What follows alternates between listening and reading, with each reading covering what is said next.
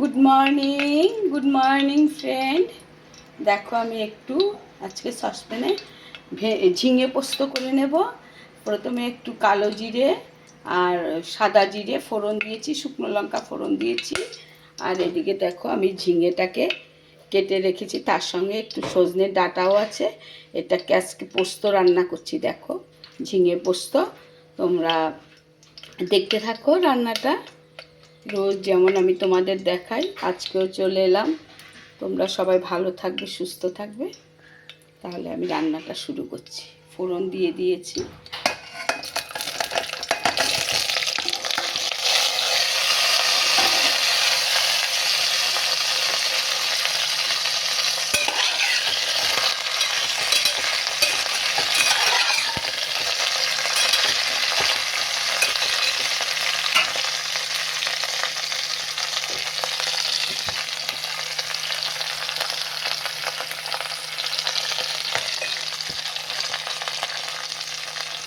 এখানে একটা মিক্সি জারের মধ্যে আমি দেখো পোস্ত নিয়েছি, কাঁচা লঙ্কা আর তিল নিয়েছি।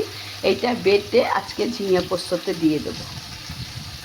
দেখতে থাকো, এটা বেটে নেবো আমি।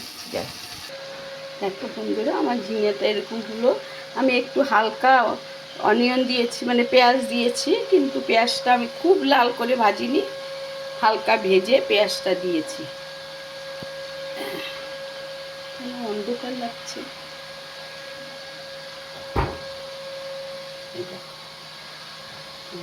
এবার আমি একটা মিক্সির জারের মধ্যে পোস্ত বেটে রেখেছি, সেটা দিয়ে দেব।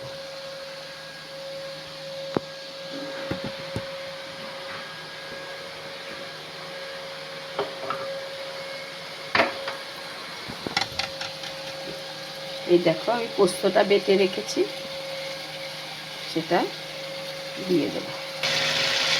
পোস্তটা দিয়ে দিয়েছি।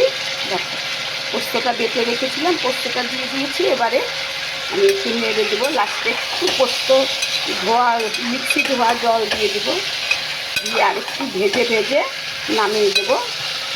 একটু একটু মিষ্টি দেবো না, এখানে নুনটা তোমরা তোমাদের নুন ঝাল তোমরা তোমাদের পরিমাণ মতো দেবে।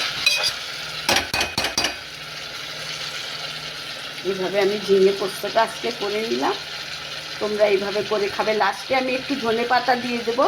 তোমরা যদি ইচ্ছে করে দিতে পারো, না দিলেও ভালো লাগবে। এটা নিরামিষও করা যায়। আমি আজকে একটু পেঁয়াজ দিয়েছি, কিন্তু পেঁয়াজ ছাড়া করলেও ভালো হয়।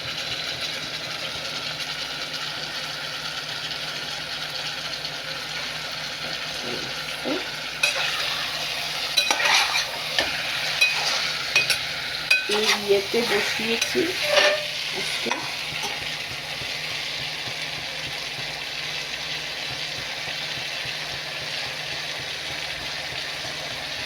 রেসিপিটি ভালো লাগলে লাইক কমেন্ট শেয়ার করবে বন্ধুরা, আমার পাশে থাকবে, আমার ভীষণ ভালো লাগবে।